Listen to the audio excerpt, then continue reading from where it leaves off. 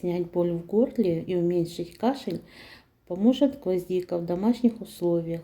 Обладая лечебными свойствами, гвоздика не только снимает боль в горле, но и облегчает боль, вызванную постоянным кашлем.